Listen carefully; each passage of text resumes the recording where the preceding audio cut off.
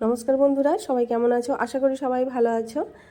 আমার রান্নাঘরের সমস্ত দর্শকদের জানাই আজকের এই রেসিপির সাথে স্বাগত। আজকে তৈরি করছি গ্রীষ্মকালীন কিছু সবজি দিয়ে, যেমন পটল, আলু, টমেটো, ঝিঙে, এই সমস্ত কিছু দিয়ে আর কাতলা মাছ দিয়ে তৈরি করব আমঝোল। আমঝোল যেহেতু, তাই অবশ্যই করে আম কিন্তু একটা নিতেই হবে বড় সাইজের। আর এখানে নিয়েছি আমি কাতলা মাছ। তোমরা চাইলে এটা ছোটো মাছ দিয়েও, চারাপোনা মাছ দিয়েও তৈরি করতে পারো, বাটা মাছ দিয়েও তৈরি করতে পারো, যে কোনো ধরনের মাছ দিয়ে এটা তৈরি করা যায়। আমি নিয়েছি কাতলা মাছ। এখন দেখো, ভালো করে ধুয়ে নুন আর হলুদ মাখিয়ে রেখে দেবো মাছটায়। এখন কড়াইয়ের মধ্যে বসিয়ে দিয়েছি তেল গরম হতে। তেলটা যখন খুব ভালো করে গরম হয়ে যাবে, এর মধ্যে দিয়ে দেবো পটলগুলো কিন্তু এরকমভাবে লম্বা লম্বা করেই গোটা গোটা রাখতে হবে। আর সাইড থেকে একটু হালকা করে এরকমভাবে চেড়ে দেবে, যাতে করে খুব ভালো করে ভাজা যায়। খুব বেশি খড়িয়ে লাল করে ভাজার দরকার নেই, হালকা করে একটু ভেজে তারপর তুলে নেব পটলগুলো। এখন পটলগুলো ভেজে তুলে নিচ্ছি। এখন অবশিষ্ট তেলের মধ্যে দিয়ে দিলাম আলু। যেহেতু আজকে এটা ঝোল তৈরি করছি, তাই সমস্ত সবজিই একটু চেষ্টা করবে বড় বড় করে কেটে নেওয়ার জন্য। বড় বড় করে কাটলে কি হয়, ঝোল খেতে ভালো লাগে, দেখতেও ভালো লাগে। আলু ভেজে তুলে নেওয়ার পর এর মধ্যে দিয়ে দিলাম ঝিঙেগুলো দেখছো বড় বড় করে কেটেছি। আর দিয়ে দিলাম একটা বড় সাইজের আম, আমি এখানে কেটে নিয়েছি, আমটাও দিয়ে দিলাম। আম ঝোল যেহেতু, তাই অবশ্যই করে কিন্তু আমটা নিতেই হবে। আর এই গরমে কিন্তু আম ঝোল কিন্তু খুব উপকারী। সমস্ত সবজি ভেজে তুলে নেওয়ার পর এর মধ্যে এখন ভেজে নিচ্ছি মাছগুলো।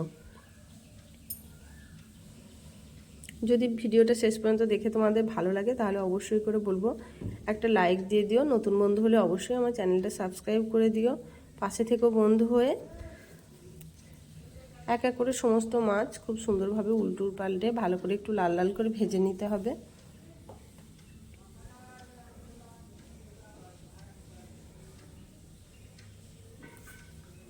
মাছ এক পিঠ ভালো করে ভাজা হয়ে যাওয়ার পর তারপর অন্য পিঠটা উল্টে দিতে হবে। মাছগুলো দেখছো ভাজা হয়ে গেছে, আমি তুলে নিয়েছি এখন মাছগুলো। কড়াই যে অবশিষ্ট তেল ছিল তার মধ্যে দিয়ে দিলাম তেজপাতা, দুটো শুকনো লঙ্কা আর 5 ফোড়ন। হালকা করে ভেজে নেওয়ার পর যখন ফোড়ন থেকে খুব সুন্দর গন্ধ উঠবে, তখন দিয়ে দিলাম একটা বড় সাইজের কুচি করে নেওয়া পেঁয়াজ। যেহেতু পটল আর অন্যান্য সবজি ভেজেছি, তাই তেলটা একটু কালো হয়ে গেছে, কোনো অসুবিধা নেই। রান্নায় কিন্তু এর জন্য টেস্টের কোনো হেরফের হবে না। পেঁয়াজ একটু লাল লাল করে ভেজে নেওয়ার পর এর মধ্যে দিয়ে দিলাম বড় সাইজের একটা টমেটো, লবণ, এখন দিচ্ছি হাফ চামচের মতো জিরে গুঁড়ো। খুব হালকা পাতলাভাবে তৈরি করব। দিয়ে দিচ্ছি পরিমাণ মতো হলুদ। এখন সমস্ত কিছু খুব ভালো করে একটু ভেজে নিতে হবে। টমেটোটা একটু গলা গলা করে ভেজে নিয়েছি দেখছো। এতে করে কি হয়, ঝোলের কালার হয় খুব সুন্দর। ভালো করে ভেজে নেওয়ার পর এর মধ্যে দিয়ে দিচ্ছি কিন্তু সমস্ত ভেজে রাখা সবজি। এখন আরও একটু নাড়িয়ে চাড়িয়ে কষিয়ে রান্না করে নেব। ভালো করে সুন্দর করে কষানোর উপরেই কিন্তু যে কোনো সবজির তরকারির টেস্ট নির্ভর করে, তাই অবশ্যই করে ভালো করে ঠিকঠাক করে কষিয়ে একটু রান্না করতে হবে। খুব সুন্দরভাবে কষানো হয়ে গেলে এর মধ্যে দিয়ে দেব পরিমাণ মতো জল। ঝোল যে যার পরিমাণ মতো জল দেবে। এখন দেখছো জল দিয়ে দিয়েছি।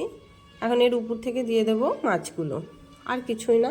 মাছগুলো দিয়ে অবশ্যই করে কিন্তু একটু নুন ঝাল এগুলো একটু টেস্ট করে দেখে নিও সব ঠিকঠাক আছে কিনা। তারপর এটা ঢাকা দিয়ে রান্না হতে দেব 15 থেকে 20 মিনিটের মতো। তাহলেই রেডি হয়ে যাবে আজকে আমাদের এই আম ঝোল। সুন্দর সুস্বাদু স্বাস্থ্যকর এই আম ঝোল তোমরা বাড়িতে অবশ্যই একবার তৈরি করে দেখো, খুব ভালো লাগে খেতে। প্রতিদিনের ভাতের সাথে খুব খাবার মতো একটি তরকারি এটা। অবশ্যই করে বাড়িতে তৈরি করে দেখো, ভালো লাগলে অবশ্যই আমার চ্যানেলটা সাবস্ক্রাইব করে দিও। আজকের মতো এখানেই আসি, দেখা হচ্ছে পরের দিন আরও একটা নতুন রেসিপির সাথে। ততক্ষণ পর্যন্ত সবাই ভালো থাকবে, সুস্থ থাকবে, নিজের শরীরের খেয়াল রাখবে। আজকের মতো এখানেই আসি।